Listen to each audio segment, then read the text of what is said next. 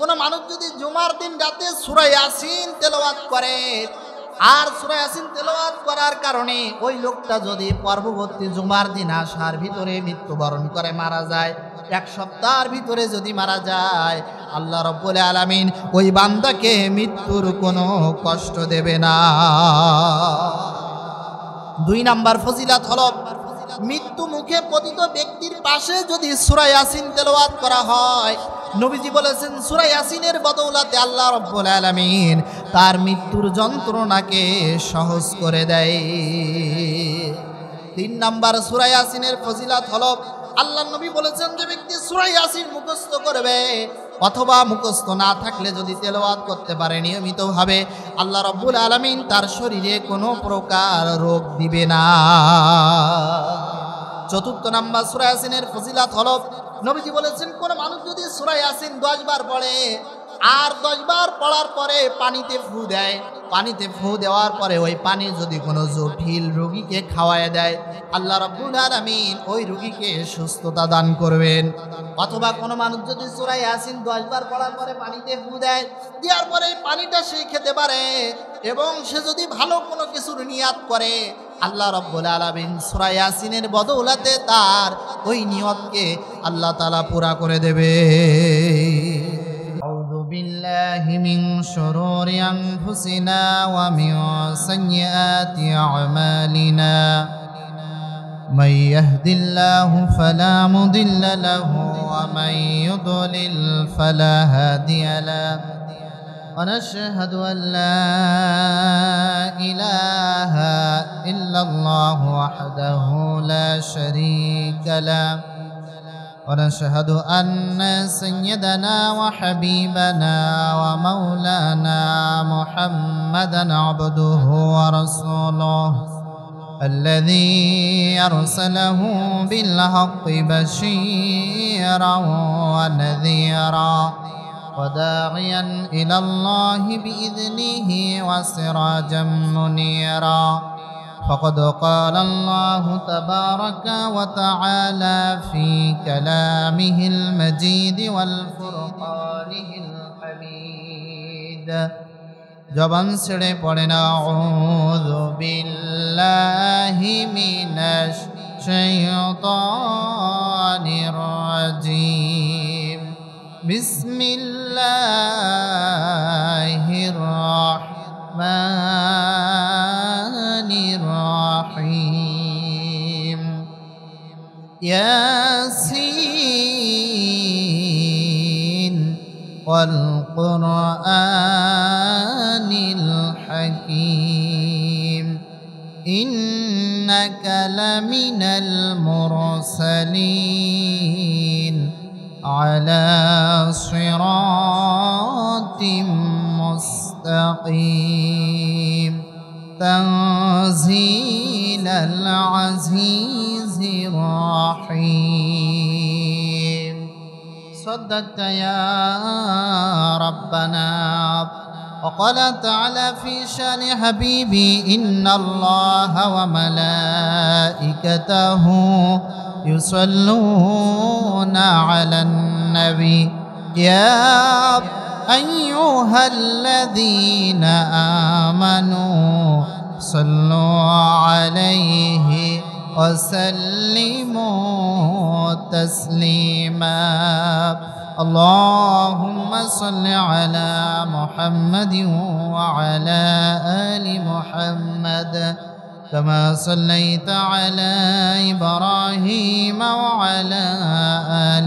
إبراهيم إنك حميد مجيد اللهم بارك على محمد وعلى آل محمد كما باركت على إبراهيم وعلى آل إبراهيم إنك حميد مجيد بلغ العلا بكماله كشف الدجى بجماله حسنت جميع خصاله صلوا দুঃখের আধার শেষে আলোর প্রভাত হাসে, হতাশার কালো মেঘে যাই গো ভেসে। দুঃখের আধার শেষে আলোর প্রভাত হাসে, হতাশার কালো মেঘে যাই গো ভেসে। কোরআনের পাতায় পাতায় দেখো ইমানের পথ ঢাকা ব্যথার কাটাই। কোরআনের পাতায় পাতায় দেখো ইমানের পথ ঢাকা ব্যথার কাটাই। ভেঙে পড়ো না কভু হতাশ হয়ে, ভেঙে পড়ো না কভু হতাশ হয়ে। জ্বলে পড়ে খাঁটি সোনা হও গো শেষে, জ্বলে পড়ে খাঁটি সোনা হও গো শেষে। জীবনের বাঁকে বাঁকে দেবে আজাজিল ধোকা শত রঙিন ফাঁদে।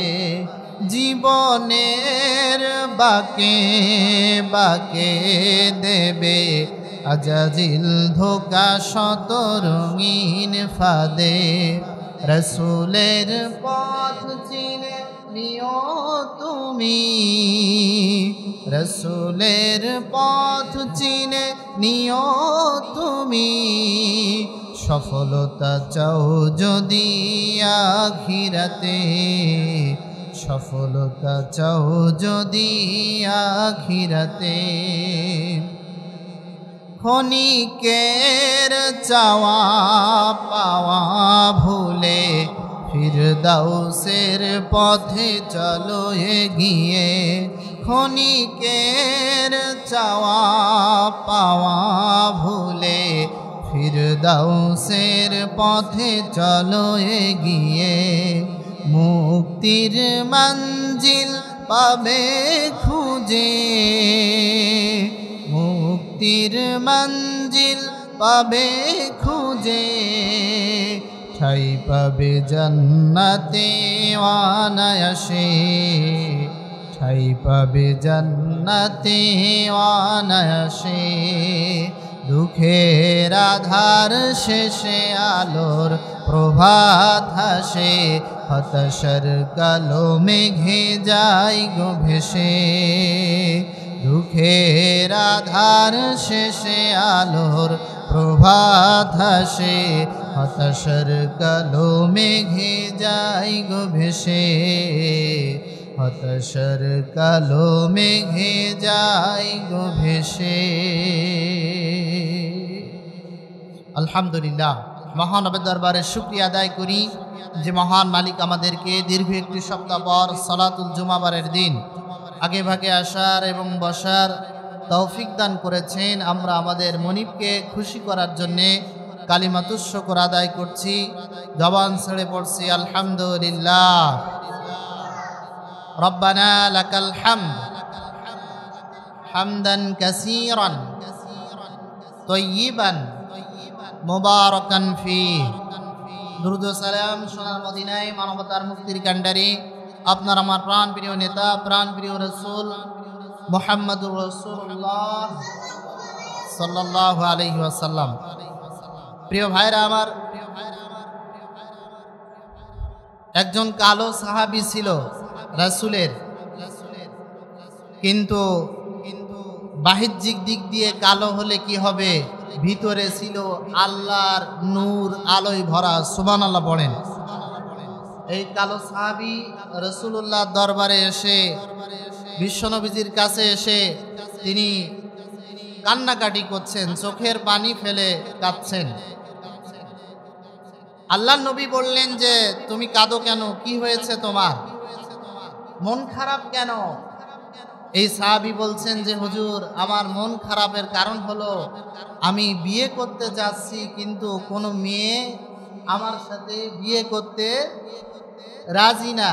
কারণ এই সাহাবী ছিল সবচেয়ে থেকে কালো, মদিনার ভিতরে সব থেকে কালো। এজন্য কেউ তাকে মেয়ে দিতে কি রাজি না। সে কান্নাকাটি করতেছে, মন খারাপ তার। নবীজি বললেন, শোনো, মন খারাপ করো না, টেনশন করো না, কান্নাকাটি করো না, আমি রাসূল তোমার জন্য দোয়া করে দিলাম। এই মদিনার ভিতরে সব থেকে যেই নারীটা বেশি সুন্দরী, যেই নারীটা সব থেকে বেশি সুন্দরী, ওই নারীর সাথে, ওই মেয়ের সাথে তোমার বিয়ে হয়ে যাবে। চিৎকার দিয়ে বলেন সুবহানাল্লাহ। সাহাবী মুস্কি হাসি দিয়ে বলে, হুজুর বলেন কি, আমি হলাম মদিনার সব থেকে কালো মানুষ, আর আপনি বলছেন আমার সাথে যার বিয়ে হবে সেই মেয়েটা সব থেকে সুন্দরী হবে মদিনার। এটা কেমনে হয়? এটা তো আমার তো বুঝে আসে না। আল্লাহ নবীর জানা ছিল একজন, তার এক সাহাবীর একটা মেয়ে আছে, সুন্দরী মেয়ে। রাসূলুল্লাহ বলেন, আমার সাহাবীর একটা সুন্দরী মেয়ে আছে, তুমি তার কাছে যে প্রস্তাব দাও বিয়ের, দেখবা রাজি হয়ে যাবে, বলবা নবীজি আমাকে পাঠিয়েছেন। তখন ওই সাহাবী ভয়ে ভয়ে বলছেন, হুজুর ওইভাবেই যদি আমি তার কাছে বিয়ের প্রস্তাব নিয়ে যাই, আমি কালো আর তার মেয়ে হলো মদিনার সব থেকে সুন্দরী নারী, আমি যদি যে প্রস্তাব দেই বরঞ্চ আমার বিপদ আছে না নেই। আমি এইভাবে যেতে পারবো না যে আপনার মেয়েকে আমার সাথে বিয়ে দেন, এই কথা বলতে পারবো না। হে আল্লাহর নবী, তবে আমার জন্য আপনি একটা কাজ করেন, একটু কষ্ট করেন। নবীজি বললেন, কি বলো? বলে, আপনি একটা চিঠি লিখিয়ে দেন যে আপনার পক্ষ থেকে এই চিঠিটা তার কাছে আমি পৌঁছায় দেব যে তোমার মেয়েটাকে আমার এই সাহাবীর সাথে বিয়ে দিয়ে দাও। হে আল্লাহর নবী, আপনি একটা চিঠি লিখে আমার কাছে দয়া করে যদি দিতেন, তাহলে এই পত্রটা, এই চিঠিটা আমি তার কাছে পৌঁছায় দিতে পারতাম, প্রস্তাব নিয়ে যেতে পারতাম। রাসূলুল্লাহ নিজ হাতে করে তার এই সাহাবীর বিয়ের জন্য চিঠি লিখলেন, উপরে লিখে দিয়েছেন চিঠির পত্রটা আল্লাহর নবীর লেখা, এবং নবীজি নিজেই এ ব্যাপারে সুপারিশ করছে যে ও সাহাবী, তোমার এই মেয়েটাকে আমার এই কালো সাহাবীর সাথে বিয়ে দিয়ে দাও। সুবহানাল্লাহ।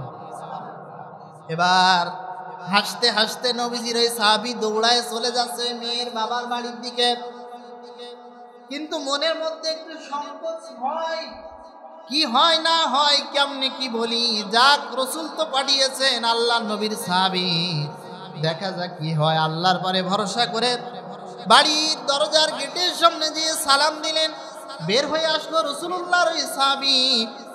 এবার তিনি তার পত্র, চিঠিটা ওই ব্যক্তির হাতে, সাহাবীর হাতে ধরায় দিয়ে বললেন, এই চিঠিটা তুমি পড়ো, আল্লাহর নবী চিঠিটা পাঠিয়েছেন, চিঠিটা পড়বা আর চিঠিতে যা লেখা আছে সেই অনুযায়ী কাজটা করে দাও।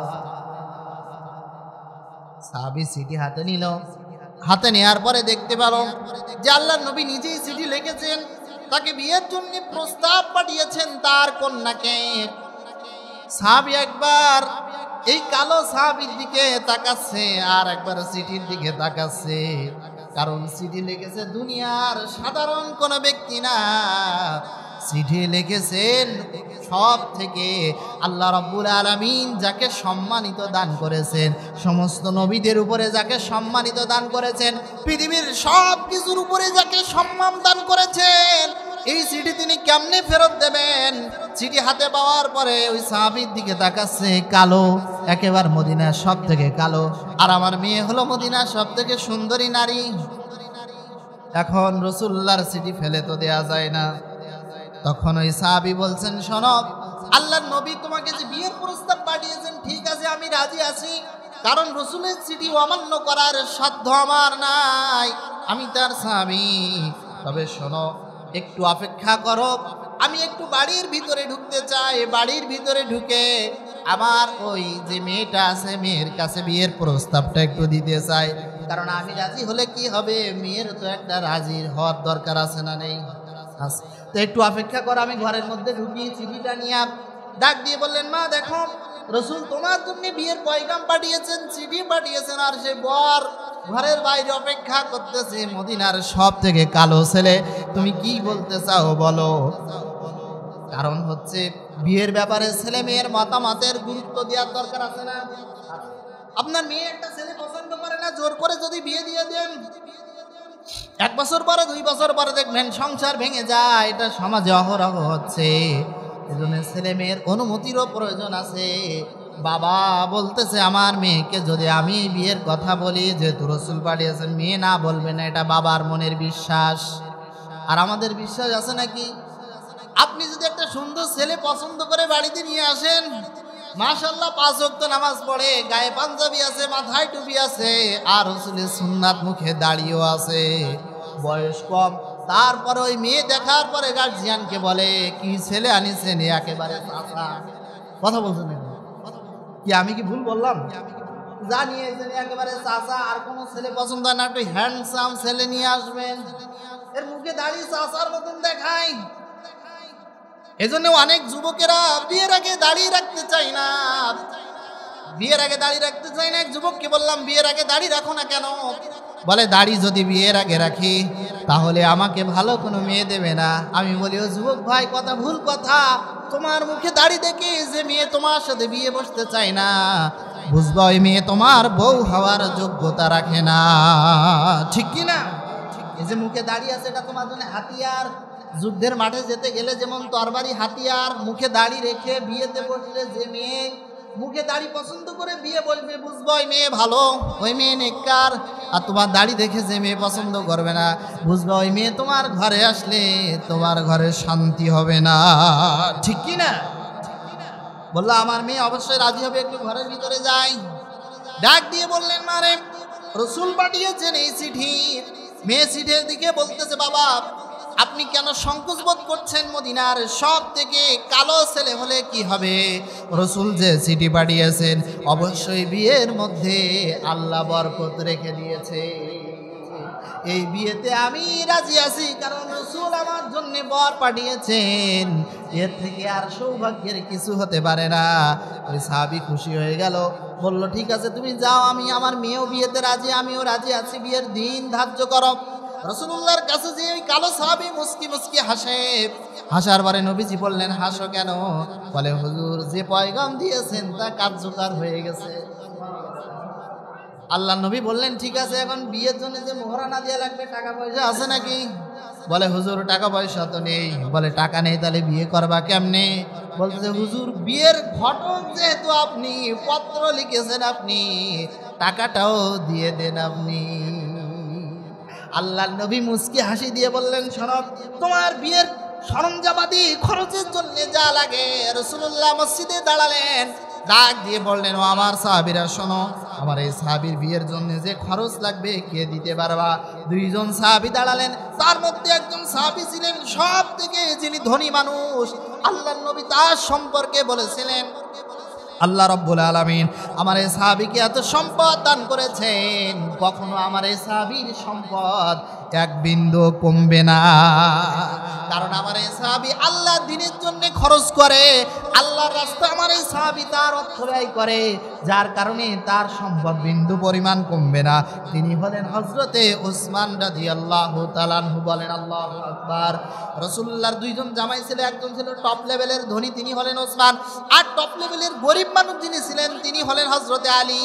তাহলে এক মেয়েকে গরিবের সাথে বিয়ে দিয়েছেন, আরেক মেয়েকে ধনীর সাথে বিয়ে দিয়েছেন। এটা দিয়ে নবীজি প্রমাণ করতে চেয়েছেন ও আমার উম্মতেরা শোনো, বিয়ের ক্ষেত্রে ধনী গরিব এটাই বিষয় না, তাকওয়াবান ছেলে তাকওয়াবান নারী হলো বিয়ের জন্য সব থেকে উপযুক্ত। আল্লাহ নবী বলার সাথে সাথে হযরতে ওসমান 200 দিরহাম দিল, আরেকজন সাহাবী 200 দিরহাম। কত দিরহাম হলো? 400 দিরহাম দিয়ে সাহাবী বাজারে রওনা করেছে। বাজারে রওনা করার পরে বিয়ের জন্য সে বাজার করবে, প্রস্তুতি নিচ্ছে। এমন সময় তার কানে খবর আসলো রাসূলুল্লাহ জিহাদের মাঠে ডেকেছেন, যুদ্ধের দামামা বেজে উঠেছে। ও তখন কি করলো? বিয়ের সরঞ্জাম আদি বিয়ের জিনিসপত্র কেনা বাদ দিয়া আল্লাহ নবীর এই কালো সাহাবী করলেন কি, একটা ঘোড়া কিনলেন আর একটা তরবারি কিনলেন, কিনে সোজা জিহাদের মাঠে রওনা দিলেন। যুদ্ধের মাটি সাহাবী জিহাদ করতে করতে শহীদ হয়ে গেল। জিহাদ যখন শেষ হয়ে গেল, আল্লাহ নবী মুজাহিদদের লাশগুলো একত্রিত করছিলেন, তার ভিতরে সাহাবীর লাশ একত্রিত করা হলো। বিশ্ব নবীজি তার দিকে তাকালেন, আল্লাহ নবী নিজে হাতে করে গোসল দিলেন, জানাজার ইমামতি করলেন। বিশ্ব নবীজি ওই সাহাবীর দিকে যখন তাকাচ্ছিল, একবার তাকিয়ে আল্লাহ নবী মুস্কি মুস্কি হাসে, আবার বিশ্ব নবী ওই সাহাবীর দিকে তাকিয়ে চোখের পানি ফেলে হাউমাউ করে কাঁদে। সাহাবায়ে কেরাম বললেন, হুজুর কোনো লাশ দেখে তো আপনাকে এমনটা হতে দেখিনি, যে লাশের দিকে তাকিয়ে আপনি হাসছেন, আবার লাশের দিকে তাকিয়ে আপনি কাঁদছেন, কিছুই তো বুঝলাম না। রাসূলুল্লাহ বললেন, শোনো, এর কারণ হলো আমি যে ওর দিকে তাকিয়ে হাসলাম, আমি দেখতে পেলাম আমার এই যে প্রিয় সাহাবী, তার নাম হলো সাদ সালামি রাদিয়াল্লাহু তাআলা আনহু। হযরতে সাদ সালামি রাদিয়াল্লাহু আনহু মদিনার সবথেকে কালো সাহাবী, বিয়ের দিন বিয়ে না করে তার সরঞ্জামাদি দিয়া আল্লাহর রাস্তায় জিহাদের ময়দানে শহীদ হয়ে গেছে। আমার এই সাহাবী মরে যায় নাই, আমার এই সাহাবীকে জান্নাতের হুর পরীরা আমার এই সাহাবীকে নেয়ার জন্য প্রতিযোগিতা করতেছে। এইটা দেখে আমি নবী হাসি আর আমি নবী কাঁদি, কারণে আমার সাহাবী সাদ সালামি, আহারে যুবক মানুষ, বিয়ে করা তার কত শখ ছিল। আমি রাসূল নিজেই পত্র লিখেছিলাম মদিনার সবথেকে সুন্দরী নারীর সাথে আমার এই সাহাবী রাজি হলো, আবার ওই সাহাবীর মেয়েও রাজি হয়েছে, সুন্দর একটা বিয়ে অনুষ্ঠান হবে, অথচ সেই বিয়েটা তার হলো না। এই জন্য দুঃখে কষ্টে আমি কাঁদি। আমার সাহাবীরা শোনো, ওই কন্যাকে হাজির করো, আর আমার সাদ সালামি তার যে ঘোড়ার তরবারি, এই দুইটা এক জায়গায় করো।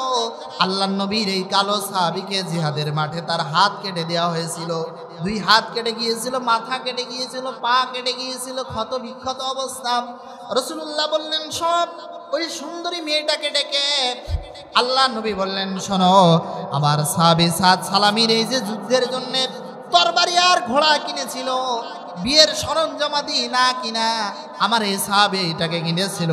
ও মহিলা নারী, শোনো, তুমিও যে রাসূলের পত্র পেয়ে খুশি হয়ে গিয়েছিলে, আমি নবী নিজ হাতে করে আমার এই সাহাবীর ঘোড়া আর তরবারিটা তোমার জন্য উপহার দিয়ে দিলাম। আমার সাহাবী সাদ সালামি ঘোড়ার তরবারি কেনে নাই, আমার সাহাবী সাদ সালামি দুনিয়ার কোনো বাজার করে নাই, আমার সাহাবী সাদ সালামি স্বয়ং আল্লাহ রাব্বুল আলামিনের জান্নাতের বাজার করেছে। চিৎকার দিয়ে বলেন আল্লাহু আকবার। প্রিয় ভাইরা আমার, এই হচ্ছে সাহাবীদের আত্মত্যাগ। আসুন আমি আপনাদের মাঝে কোরআনুল কারীমের একটা সূরা তেলাওয়াত করেছি, যে সূরা আমাদের অনেকেরই মুখস্থ আছে। কোন সূরা পড়েছিলাম বলেন তো? সূরাতুল ইয়াসিন। কোরআনুল কারীমের ভিতরে সূরা আছে 114টা। কয়টা? সূরা ইয়াসিনের সিরিয়াল নাম্বার হলো 36 নাম্বার সূরা। কত? 36। মোট আয়াত আছে 83, রুকু আছে 5। আমি আপনাদের মাঝে 1 থেকে 5 এই 5টি আয়াতে কারিমা আমি আপনাদের মাঝে তেলাওয়াত করেছি। সূরা ইয়াসিন হলো মাক্কি সূরা। রাসূল সাল্লাল্লাহু আলাইহি ওয়াসাল্লামের হিজরতের আগে যত সূরা নাযিল হয়েছে তাকে বলা হয় মাক্কি সূরা, এবং রাসূলের হিজরতের পরে যে সূরা নাযিল হয়েছে তাকে বলা হয় মাদানী সূরা। এই সূরা ইয়াসিন রাসূল সাল্লাল্লাহু আলাইহি ওয়াসাল্লামের হিজরতের আগে নাযিল হওয়ার কারণে এই সূরাটির নামকরণ করা হয়েছে সূরাতুল ইয়াসিন। সুবহানাল্লাহ বলেন। রাসূল সাল্লাল্লাহু আলাইহি ওয়াসাল্লাম সূরা ইয়াসিনের গুরুত্ব সম্পর্কে বলেছেন, ইন্না লিকুল্লি শাইউন কলবান ওয়া ইন্না কলবাল কুরআনি সূরাতু ইয়াসিন। প্রতিটা জিনিসের কলব থাকে, প্রতিটা জিনিসের অন্তর থাকে, প্রতিটা জিনিসের হার্ট থাকে, হৃৎপিণ্ড থাকে, আর কোরআনুল কারীমের হার্ট হৃৎপিণ্ডের নাম হলো সূরা ইয়াসিন। আল্লাহর নবী বলেছেন, প্রতিটা মানুষের দেহের ভিতরে একটা গোশতের টুকরা আছে, ওই গোশতের টুকরাটা যদি ভালো হয়ে যায় তাহলে তার সেই মানুষটা সফল হয়ে যাবে, তাহলে তার পুরো দেহটাই ভালো। যে মানুষটার গোশতের টুকরা ভালো, ওই লোকটাই হচ্ছে ভালো। আর মানুষের গোশতের ওই টুকরাটা যদি খারাপ হয়, লোকটা খারাপ হয়ে যায়। রাসূলুল্লাহ বলেছেন সেই জিনিসটার নাম হলো কলব, অন্তর। এই অন্তর যদি ভালো হয় তাহলে আপনার দেহটা ভালো, আর অন্তর যদি খারাপ হয় আপনার দেহটা খারাপ হয়ে যাবে। প্রিয় ভাইরা আমার, যে কথা আমি বলতেছিলাম, তাহলে গোটা কোরআনের অন্তরের নাম হলো সূরা ইয়াসিন। এই সূরা ইয়াসিনের ফজিলাত অনেক, গুরুত্ব অনেক। রাসূল সাল্লাল্লাহু আলাইহি ওয়াসাল্লাম বলেছেন, কোন মানুষ যদি জুমার দিন রাতে সূরা ইয়াসিন তেলাওয়াত করে আর সূরা ইয়াসিন তেলাওয়াত করার কারণে ওই লোকটা যদি পরবর্তী জুমার দিন আসার ভিতরে মৃত্যুবরণ করে মারা যায়, এক সপ্তাহের ভিতরে যদি মারা যায়, আল্লাহ রাব্বুল আলামিন ওই বান্দাকে মৃত্যুর কোনো কষ্ট দেবে না। 2 নাম্বার ফজিলাত হলো মৃত্যু মুখে পতিত ব্যক্তির পাশে যদি সূরা ইয়াসিন তেলাওয়াত করা হয়, নবীজি বলেছেন সূরা ইয়াসিনের বদৌলতে আল্লাহ রাব্বুল আলামিন তার মৃত্যুর যন্ত্রণাকে সহজ করে দেয়। 3 নাম্বার সূরা ইয়াসিনের ফজিলাত হলো আল্লাহর নবী বলেছেন যে ব্যক্তি সূরা ইয়াসিন মুখস্থ করবে অথবা মুখস্থ না থাকলে যদি তেলাওয়াত করতে পারে নিয়মিতভাবে, আল্লাহ রাব্বুল আলামিন তার শরীরে কোনো প্রকার রোগ দিবে না। 4 নাম্বার সূরা ইয়াসিনের ফজিলাত হলো নবীজি বলেছেন কোন মানুষ যদি সূরা ইয়াসিন 10 বার পড়ে আর 10 বার পড়ার পরে পানিতে ফু দেয়, পানিতে ফু দেওয়ার পরে ওই পানি যদি কোনো জটিল রোগীকে খাওয়ায় দেয়, আল্লাহ রাব্বুল আলামিন ওই রোগীকে সুস্থতা দান করবেন। অথবা কোনো মানুষ যদি সূরা ইয়াসিন 10 বার পড়ার পরে পানিতে ফু দেয়, দেওয়ার পরে পানিটা সে খেতে পারে এবং সে যদি ভালো কোনো কিছুর নিয়াত করে, আল্লাহ রাব্বুল আলামিন সূরা ইয়াসিনের বদৌলতে তার ওই নিয়তকে আল্লাহ তাআলা পুরা করে দেবে।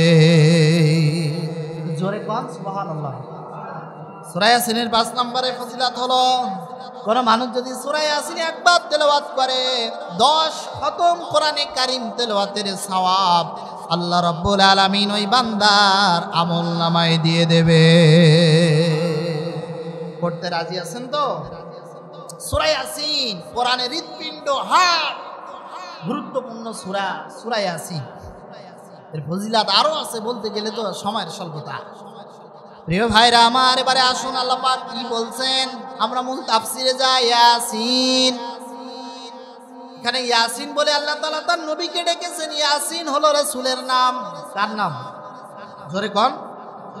ইয়া এটা হরফে নিদা, ইয়া মানে হলো হে। সিনের ব্যাখ্যা আছে, সিন দ্বারা তাফসিরে কাবীরের ভিতরে মুফাসসির 5টা অর্থ করেছেন, সিনের ব্যাখ্যা করেছেন 5টা। তাফসিরে কাবীরের ভিতরে সিনের ব্যাখ্যা এসেছে 5টা। ইয়াসিন বলে আল্লাহ তাআলা নবীকে বুঝিয়েছেন। সিনের প্রথম ব্যাখ্যা হলো সাইয়্যিদুল মুরসালিন, সাইয়্যিদুল আম্বিয়া। 2 নাম্বার সাইয়্যিদুল মুরসালিন, 3 নাম্বার সাইয়্যিদুল কাউনাইন, 4 নাম্বার সাইয়্যিদুল বাশার, আর 5 নাম্বার হলো সিন মানে সাইয়্যিদুল আলামিন। বলেন আল্লাহু আকবার। 1 নাম্বার আল্লাহ নবীকে বলছেন সাইয়্যিদুল আম্বিয়া। ইয়াসিন বলে নবীকে ডেকেছেন। ইয়াসিন সাইয়্যিদুল আম্বিয়া। আল্লাহ রাব্বুল আলামিন দুনিয়াতে যত নবী পাঠিয়েছেন সব নবীদের সর্দার হলো আপনার আমার নবী, বিশ্ব নবী মুহাম্মাদুর রাসূলুল্লাহ সাল্লাল্লাহু আলাইহি ওয়াসাল্লাম। 2 নাম্বার হলো সাইয়্যিদুল মুরসালিন। আল্লাহ তাআলা পৃথিবীতে যত রাসূল পাঠিয়েছেন সব রাসূলদের লিডার হলো আপনার আমার নবী। 3 নাম্বার সাইয়্যিদুল কাউনাইন মানে উভয় জগতের নেতা। এই দুনিয়ার নেতাও আমার আপনার নবী, বিশ্ব নবী। আমাদের নেতাকে বলেন রাসূল, আমাদের নেতা। আবার পরকালে কাউনাইন উভয় জগতের তিনি নেতা। 4 নাম্বার হলো সাইয়্যিদুল বাশার, মানব জাতির নেতা হলো আল্লাহর নবী। 5 নাম্বার হলো সাইয়্যিদুল আলামিন। আলাম এক বচন, আলামিন বহু বচন, অর্থাৎ বহুমাত্রিক জগৎ। যত জগৎ আছে না কেন সব জগতের নেতা হিসেবে আল্লাহ তাআলা তার নবীকে বানিয়ে দিয়েছেন। বলেন সুবহানাল্লাহ। নবীজি বলেছেন ইয়াসিন হলো আমার নাম। নবী বলছেন ইয়াসিন হলো আমার নাম। আল্লাহ রাব্বুল আলামিন আমাকে 7টা নাম দিয়েছেন। সাম্মানি আল্লাহু সাবআতান আসমা। আল্লাহ নবী বলেছেন আল্লাহ পাক আমাকে 7টা নাম দিয়ে সম্মানিত করেছেন। 1 নাম্বার হলো মুহাম্মদ, 2 নাম্বার হলো আহমদ, 3 নাম্বার হলো ইয়াসিন, 4 নাম্বার হলো তাহা, 5 নাম্বার হলো মুজাম্মিল, 6 নাম্বার হলো মুদ্দাসির, 7 নাম্বার হলো আব্দুল্লাহ। সুবহানাল্লাহ বলেন। কয়টা নাম বললাম? 7টা। প্রথম কি? মুহাম্মদ, এরপর আহমদ, তারপরে ইয়াসিন, তারপর তাহা, তারপরে মুজাম্মিল, মুদ্দাসির আর আব্দুল্লাহ। এই 7টা নাম আল্লাহ তাআলা আপনার আমার নবীকে আল্লাহ পাক স্পেশাল ভাবে দান করেছেন। চিৎকার দিয়ে বলেন সুবহানাল্লাহ। এবারে আসুন, কেন আল্লাহ এই নামগুলো দিয়েছেন? মুহাম্মদ মানে প্রশংসিত, আহমদ মানে আরো অধিক প্রশংসিত। রসুলুল্লাহকে আসমানে আহমদ নামে সব থেকে বেশি চেনে। ফেরেশতা মণ্ডলীর আহমদ নামে নবীকে বেশি পরিচিত করিয়েছে আসমানের জগতে। আল্লাহ পাক নবীকে ইয়াসিন বলে ডেকেছেন, তহা বলে ডেকেছেন, আবার মুজাম্মিল বলে ডেকেছেন। মুজাম্মিল শব্দের অর্থ হলো কম্বল মুড়ি দেয়া। আপনার আমার নবী কম্বল মুড়ি দিয়া বাড়িতে শুয়ে আছেন। আল্লাহ পাক ওহী করে নবীকে জানাচ্ছেন, ইয়া আইয়ুহাল মুজাম্মিল, হে কম্বল মুড়ি দিয়া নবী। সুবহানাল্লাহ, কি ভালোবাসার ডাক তার নবীকে, তার বন্ধুকে, হে কম্বলওয়ালা মুড়ি দিয়া নবী, ওঠেন। আল্লাহ ডাকছেন কি সুন্দর করে। এরপরে আল্লাহ ডাকছেন, ইয়া আইয়ুহাল মুদ্দাসসির। মুদ্দাসসির মানে চাদর আবৃত, একেবারে গরম না ঠান্ডা এমন সময় নবী চাদর মুড়ি দিয়ে আছেন। আল্লাহ বলছেন, ও চাদরওয়ালা নবী ওঠো, কুম ফাআনজির, তোমার জাতিকে তুমি আল্লাহর ভয় দেখা। চিৎকার দিয়ে কোন সুবহানাল্লাহ। আল্লাহ রাব্বুল আলামিন এভাবে ডেকেছেন। আর আব্দুল্লাহ বলে কোথায় ডেকেছেন? আব্দুল্লাহ মানে আল্লাহর বান্দা, আল্লাহর গোলাম। আল্লাহ তাআলা তার নবীকে ডেকেছেন আব্দুল্লাহ বলে। সূরা বানী ইসরাঈলের শুরুতে আল্লাহ পাক বলছেন, সুবহানাল্লাযী ইয়াসরা বিআবদিহি লাইলাম মিনাল মাসজিদিল হারামি ইলাল মাসজিদিল আকসা আল্লাযী বারাকনা হাওলাহু লিনুরিয়াহু মিন আয়াতিনা ইন্নাহু হুয়াস সামিউল বাসীর। বলুন আল্লাহ। 15 নম্বর পারা, 1 নম্বর পৃষ্ঠা, 1 নম্বর লাইন, 17 নম্বর সূরা বানী ইসরাঈল আয়াত নম্বর 1। তাফসীরে মারিফুল কোরআন থেকে বলছে, রব্বুল আলামিন বলেন, সেই বরকতপূর্ণ সত্তা যিনি তার নবীকে মসজিদে হারাম থেকে মসজিদে আকসা পর্যন্ত নিয়ে গিয়েছিলেন। আল্লাহ পাক 7 আসমান, আল্লাহ পাক জান্নাত জাহান্নাম সব তার নবীকে আল্লাহ তাআলা ভ্রমণ করিয়েছিলেন। এখানে আল্লাহ তাআলা তার আব্দুল্লাহ বলেছেন, আল্লাহর বান্দা বলে ডেকেছেন। এজন্য আল্লাহ পাক তার নবীকে 7টা নাম দিয়েছেন। আমরা যে দুরূদ পড়ি, আল্লাহুম্মা সাল্লি আলা সাইয়্যিদিনা, এই সাইয়্যিদিনা শব্দের অর্থ হলো নেতা। সাইয়্যিদিনা মানে কি? তাহলে ইয়াসিন শব্দের অর্থ হলো হে নেতা, সব কিছুর নেতা, উভয় জগতের নেতা হলো আপনার আমার নবী, বিশ্ব নবী মুহাম্মদুর রাসূলুল্লাহ সাল্লাল্লাহু আলাইহি ওয়াসাল্লাম। আল্লাহ তাআলা তাকে নেতা হিসেবে পাঠিয়েছেন। দুনিয়াতে যারা নবীকে নেতা মানবে না, দুনিয়াতে যারা নবীকে নেতা হিসেবে গ্রহণ করবে না, কিয়ামতের দিন তারা আল্লাহর কাছে আসামি হয়ে যাবে। আল্লাহ পাক বলছেন, আমার নবীকে বাদ দিয়ে অন্য কাউকে নেতা মানা যাবে না। কুল আতিউল্লাহা ওয়ার রাসূলা ফাইন তাওয়াল্লাউ ফাইন্নাল্লাহা লা ইউহিব্বুল কাফিরিন। বলুন আল্লাহু আকবার। 3 নম্বর পারা, 13 নম্বর পৃষ্ঠার 5 নম্বর লাইন, 3 নম্বর সূরা আলে ইমরান আয়াত নম্বর 32, 32 নম্বর আয়াত। তাফসীরে তাবারি থেকে বলছি, আল্লাহ পাক বলেন, হে নবী, তুমি তোমার উম্মতদেরকে জানায়া দাও, আতিউল্লাহ, তারা যেন আল্লাহর আনুগত্য করে, ওয়া আতিউর রাসূলা, আর আমার রাসূলের আনুগত্য করে, ফাইন্নাল্লাহা লা ইউহিব্বুল কাফিরিন, আর মানুষেরা যেন জেনে রাখে আল্লাহ তাআলা কাফেরদেরকে ভালোবাসেন না।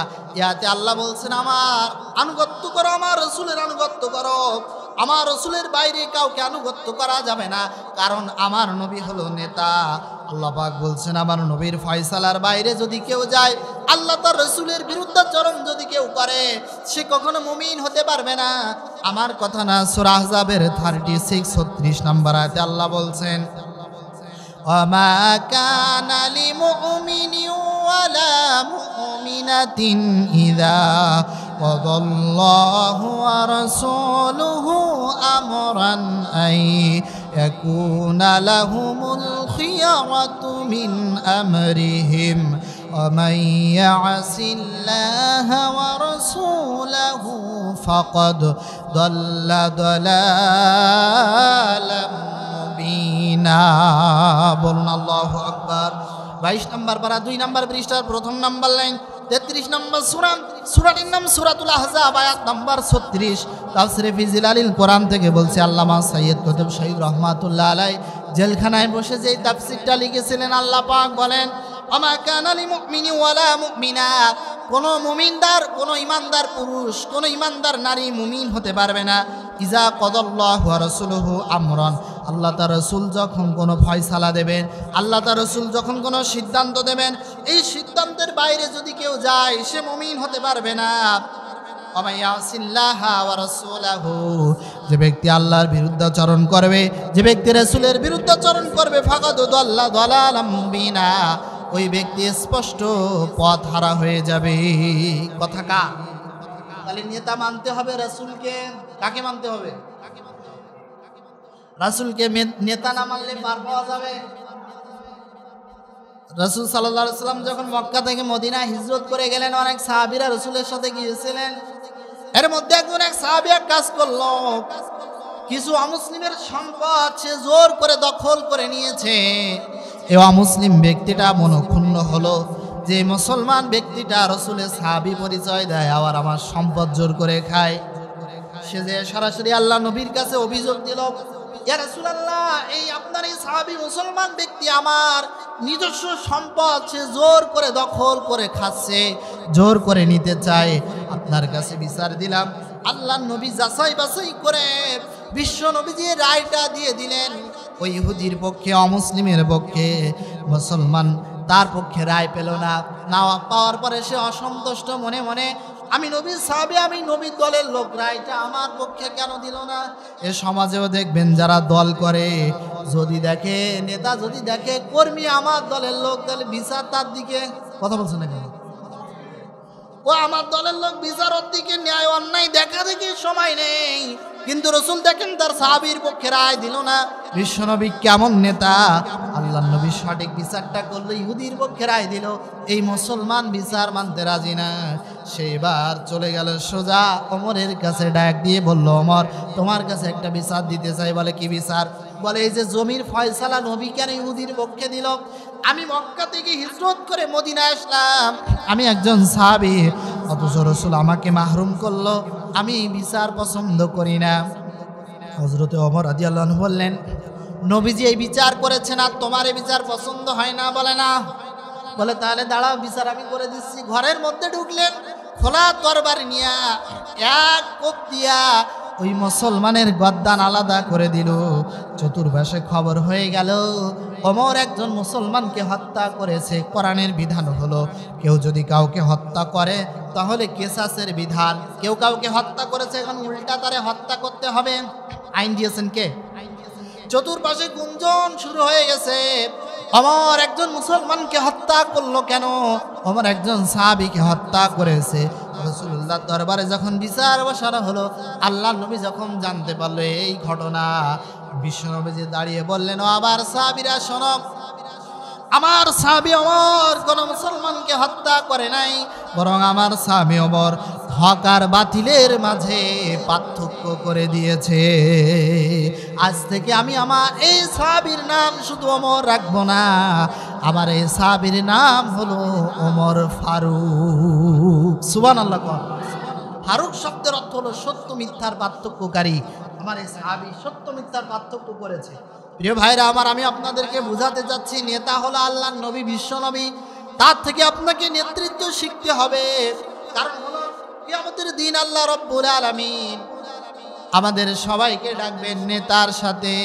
আল্লাহ বলছেন, ইয়াউমা নাদউ কুল্লা উনাসিম বিইমামিহিম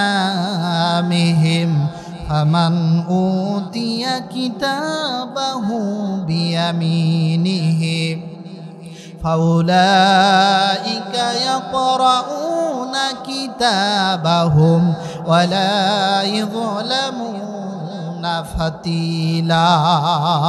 চিৎকার দিয়ে কোন আল্লাহু আকবার।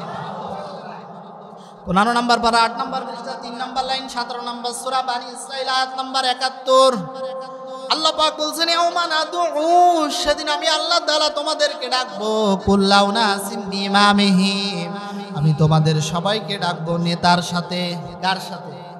ফামান উতিয়া কিতাবাহু বিয়ামিনিহি, যার আমলনামা ডান হাতে দেওয়া হবে। ফাউলাইকা ইয়াকরাউনা কিতাবাহুম, তারা তাদের আমলনামাগুলো পড়বে আর তাদের পরে কোনো প্রকার জুলুম করা হবে না, কিয়ামতের দিন আল্লাহ আমলনামা দেবেন মানুষকে ডান হাতে, কারো কারো দেবেন বাম হাতে। যার আমলনামা ডান হাতে আল্লাহ তাআলা দেবেন সে নাজাত পেয়ে যাবে, যার আমলনামা আল্লাহ বাম হাতে দেবেন সে নাজাত পাবে না, সে জাহান্নামের অধিবাসী হয়ে যাবে। এই জন্যে দুনিয়াতে আপনাকে আমাকে নেতা ঠিক করতে হবে। সূরা ইয়াসিনের শুরুতে আল্লাহ বলছেন ইয়াসিন হে নেতা, সুবহানাল্লাহ পড়ে। তাহলে রসুলকে নেতা মানতে অসুবিধা আছে? জোরে কোন। রসুলকে যদি নেতা না মানেন কিয়ামতের দিন আপনি ধরা খেয়ে যাবেন, আসামি হয়ে যাবেন। সূরা ইয়াসিনের শুরুতে আল্লাহ বলছেন হে নেতা। সূরা ইয়াসিন জীবনে কতবার পড়েছেন কিন্তু জানেন না যে আল্লাহ কি বলতেছেন। আল্লাহ ডাক দিচ্ছেন হে নেতা, হে নেতা। ইয়াসিন 2 নম্বর আয়াত আল্লাহ বলছেন আল কোরআনিল হাকিম, বিজ্ঞানময় কোরআনের শপথ। এই কোরআনে কারীম হলো বিজ্ঞানময় কিতাব। দুনিয়াতে বিজ্ঞানীরা যে তথ্যগুলো দিন দিন আবিষ্কার করছে, আশ্চর্যের ব্যাপার হলো কোরআনুল কারীম 1500 বছর আগে এই তথ্যগুলো আমাদেরকে দিয়ে দিয়েছে। বলেন সুবহানাল্লাহ। এই যে বিগ ব্যাংকের থিওরি বিজ্ঞান আবিষ্কার করলো এই তো কিছুদিন আগে, কিছু বছর আগে, অথচ বিগ ব্যাংকের থিওরি আল্লাহ তাআলা কোরআনে আরো 1500 বছর আগে দিয়েছেন। বিজ্ঞানীরা দীর্ঘ 400 বছর গবেষণা করেছে পৃথিবী ঘোরে না সূর্য ঘোরে। অনেক বিজ্ঞানীরা বলেছে পৃথিবী ঘোরে, আবার কেউ বলেছে সূর্য ঘোরে, কেউ সঠিক সিদ্ধান্তে উপনীত হতে পারেনি। কিন্তু আল্লাহ পাক বলছেন বিজ্ঞানময় কোরআনের শপথ আল কোরআনিল হাকিম। কোরআন দেখেন কেমন বিজ্ঞানময়। সূর্য ঘোরে না, পৃথিবী ঘোরে না, চাঁদ ঘোরে, কি ঘোরে আল্লাহ রাব্বুল আলামিন সে কথা সূরা ইয়াসিনের ভিতরে আল্লাহ পাক 40 নম্বর আয়াতে 1500 বছর আগে তার নবীকে জানিয়ে দিয়েছে। লা শামসু ইয়ামবাগি লাহা আন তুদরিকাল কমারা ওয়ালাল লাইলু সাবিকুন নাহারা ওয়া কুল্লুন ফি ফালাকি ইয়াসবাহুন। বলুন আল্লাহু আকবার। 23 নম্বর পারা 2 নম্বর পৃষ্ঠা 3 নম্বর লাইন 36 নম্বর সূরা ইয়াসিন আয়াত নম্বর 40 আল্লাহ পাক বলছেন পৃথিবী ঘোরে না সূর্য ঘোরে, শোনো আমি আল্লাহ তাআলা জানায় দিলাম কুল্লুন ফি ফালাকি ইয়াসবাহুন, সবাই তার নিজস্ব কক্ষপথে সাঁতার কাটতেছে। সুবহানাল্লাহ। তার মানে প্রতিটা জিনিস তার নির্ধারিত জায়গায়, নির্দিষ্ট জায়গায় সে ঘোরাফেরা করতেছে। প্রিয় ভাইরা আমার, এই কোরআন হলো শ্রেষ্ঠ বিজ্ঞানীদের এখন শ্রেষ্ঠ কিতাব।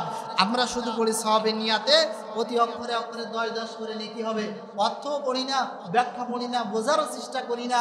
অথচ আজকে ইহুদি খ্রিস্টান জাতিরা তারা আল্লাহর কোরআন শুধু সওয়াবের নিয়াতে না, তারা কোরআন নিয়ে আজকে গবেষণা করতেছে। সুবহানাল্লাহ বলেন। এই কোরআন থেকে তারা গবেষণা করে সব কিছু আবিষ্কার করতেছে। গ্রহ নক্ষত্র সৌরজগৎ, এই গ্যালাক্সি মিল্কওয়ে যা আছে এগুলো আজকে আধুনিক বিজ্ঞান গবেষণা করতেছে। আচ্ছা, আমি আপনাদেরকে আরেকটা মজার তথ্য দিই, কান খাড়া করে শুনুন। বলেন তো কোরআনুল কারীমে মোট কত পারা? সবাই বলেন। সূরা আছে কয়টা? 114টা। দেখেন কোরআনের বিন্যাসটা কেমন আমি আপনাদেরকে বুঝাই। কোরআনুল কারীমের 114টা সূরার নির্দিষ্ট আয়াত আছে এবং নির্দিষ্ট একটা সিরিয়াল আছে। আছে না? নির্দিষ্ট আয়াত আছে কিনা? আছে। প্রত্যেকটা সূরার নির্দিষ্ট আয়াত আছে, আবার প্রতিটা সূরার নির্দিষ্ট কি আছে? সিরিয়াল আছে, ক্রমিক নাম্বার আছে। এখন এই 114টা সূরার ভিতরে আপনি কখনো হিসাব করে দেখেছেন? এখানে আল্লাহ তাআলা 2 ধরনের সূরা দিয়েছেন। দেখেন গাণিতিক সমস্যার সমাধান কোরআন কেমনে দিয়েছে। একটা হলো জোড় সংখ্যক সূরা, আরেকটা হচ্ছে বিজোড় সংখ্যক সূরা। 114টা সূরার ভিতরে জোড় সংখ্যক সূরার সংখ্যা হলো 60। কত? 60টা সূরা জোড় আয়াত বিশিষ্ট সূরা, মানে এর যে আয়াত আছে সব আয়াতগুলো হলো জোড়। এমন সূরার সংখ্যা কয়টা বললাম? 60টা। আর বাকি থাকে 54টা। এই 54টা যে সূরা আছে এগুলো হলো বিজোড় সংখ্যা বিশিষ্ট আয়াত। আশ্চর্যের ব্যাপার হলো 60 সংখ্যা বিশিষ্ট যে জোড় আয়াতগুলো আছে তার মধ্যে 30টা সূরার সিরিয়াল হলো জোড় আর 30টা সূরার সিরিয়াল হলো বিজোড়। সুবহানাল্লাহ বলবেন না? আর 54টা বিজোড় আয়াত বিশিষ্ট সূরার 27টা সূরার সিরিয়াল আছে জোড়, আর 27টা সূরার সিরিয়াল আছে বিজোড়। কোরআন তো পড়েন, গবেষণা করে দেখেছেন 114টা সূরা আল্লাহ দিয়েছেন, তার ভিতরে 60টা সূরার আয়াতের সংখ্যা জোড়, আর বাকি 54টা সূরার আয়াতের সংখ্যা বিজোড়। এবং যে 60টা জোড় আয়াত বিশিষ্ট সূরা, তার মধ্যে 30টা সূরার সিরিয়াল জোড় এবং 30টা বিজোড়, এবং 54টা বিজোড় আয়াত বিশিষ্ট সূরার 27টা সূরার সিরিয়াল জোড় আর 27টা সূরার সিরিয়াল বিজোড়। আল্লাহ রাব্বুল আলামিন কি সুন্দর করে কোরআনের এই ব্যালেন্স দিয়েছেন, সুবহানাল্লাহ বলবেন না? আল্লাহ পাক বলছেন, ইন্না নাহনু নাযালনা যিকরা ওয়া ইন্না লাহু লাহাফিজুন। বলুন আল্লাহু আকবার। আল্লাহ তাআলা বলছেন, আমি আল্লাহ এই কোরআন আমি নাজিল করেছি। ইন্না নাহনু নাযালনা যিকরা, এই জিকির নাজিল করেছি, তার মানে হলো কোরআন নাজিল করেছি। ওয়া ইন্না লাহু লাহাফিজুন, আর এই কোরআন সংরক্ষণের দায়িত্ব হলো আমি আল্লাহ। কিয়ামত পর্যন্ত কোরআনের কিছুই হবে না। কোরআনুল কারীমের এই হাফেজের সংখ্যা দুনিয়াতে কোটি কোটি।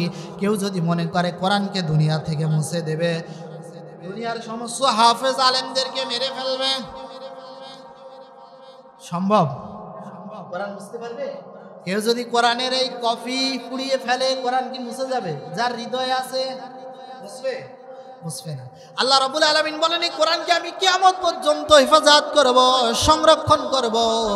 ইউরিদুনা লিইউতফিউ নূরাল্লাহি বিআফওয়াহিহিম আল্লাহু মুতিম্মু নূরিহি ওয়ালাউ কারিহাল কাফিরুন। এই কোরআনের সুইচ আমি আল্লাহর হাতে। দুনিয়ার কেউ কোরআনকে শেষ করে দিতে পারবে না, তারাই শেষ হয়ে যাবে। আল্লাহর কোরআন কিয়ামত পর্যন্ত থাকবে। বলেন সুবহানাল্লাহ। কোরআন হচ্ছে শ্রেষ্ঠ বিজ্ঞানের কিতাব। কোরআন থেকে আজকে গবেষণা করে আধুনিক বিজ্ঞানীরা এই কোরআন থেকে গবেষণা করে তারা আজকে তথ্য আবিষ্কার করছে। পরিষ্কার পরিচ্ছন্নতা থাকলে মানুষের রোগ জীবাণু কম হয়, অথচ কোরআন বলেছে ইজা কুনতুম ইলাস সালাতি ফাগসিলু উজুহাকুম, যখন নামাজে যাবা ফাগসিলু উজুহাকুম, মুখমণ্ডলগুলো পরিষ্কার করো, ধৌত করো। ওয়াইদিয়াকুম ইলাল মারাফিক, উনি পর্যন্ত ধৌত করো। আমসাহু বিরুসিকুম, তোমাদের মাথা মাসে করো। ওয়ারজুলাকুম ইলাল কাবাইন, তোমাদের পা ধৌত করো। হুজুর ফরজ কয়টা? হ্যাঁ, যারা চুপচাপ আছেন তাদের মনে আর একটু বেশি আছে নাকি?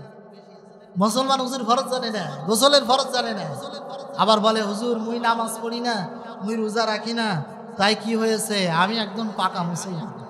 পাকা কি মুসলমান? আরও নামাজ পড়ে, ওর ইমান ঠিক নেই, আর তুমি বল না তোমারটা ঠিক আছে, তাই তো? প্রিয় ভাইরা আমার, তাহলে আল্লাহ পাক বলছেন যে পরিষ্কার পরিচ্ছন্ন থাকবে। যে ব্যক্তি নামাজ আদায় করবে সে তো এমনি পবিত্র থাকবে, পরিষ্কার পরিচ্ছন্নতা সে থাকবে। আল্লাহ রাব্বুল আলামিন বলছেন, যারা পবিত্র থাকে, পরিচ্ছন্ন থাকে, আমি আল্লাহ রাব্বুল আলামিন তাদেরকে ভালোবাসি, পছন্দ করি। বলেন সুবহানাল্লাহ। তাহলে কোরআন এবং বিজ্ঞান, আজকে বিজ্ঞান যা প্রমাণ করছে, কোরআন তা বলে দিয়েছে। মানুষের কথা নড়চড় হতে পারে, কিন্তু আল্লাহর কোরআনের কথা নড়চড় হবে কি? হবে না। আল্লাহ বলছেন, ইয়াসিন আল কোরআনিল হাকিম, বিজ্ঞানময় কোরআনের কসম। ইন্নাকা লামিনাল মুরসালিন, হে নবী আপনি প্রেরিত রাসূলদের অন্তর্ভুক্ত। আল্লাহ তাআলা বলছেন, হে নবী আপনি প্রেরিত রাসূলদের অন্তর্ভুক্ত। ইন্নাকা লামিনাল মুরসালিন আলা সিরাতিম মুস্তাকিম, আপনি সরল পথের উপরে প্রতিষ্ঠিত। বলেন সুবহানাল্লাহ। আল্লাহ রাব্বুল আলামিন যেন আমাদের সবাইকে সূরা ইয়াসিনের এই কথাগুলো আমল করা তৌফিক দান করেন। বলেন আমিন। এবং সূরা ইয়াসিন থেকে শিক্ষা গ্রহণ করে আমাদের জীবন অতিবাহিত করা তৌফিক দান করেন। বলেন আল্লাহুম্মা আমিন। হাযা মা ইনদি ওয়াল ইলমু ইনদাল্লাহি আলাইহি তাওয়াক্কালতু ইলাইহি উনীব।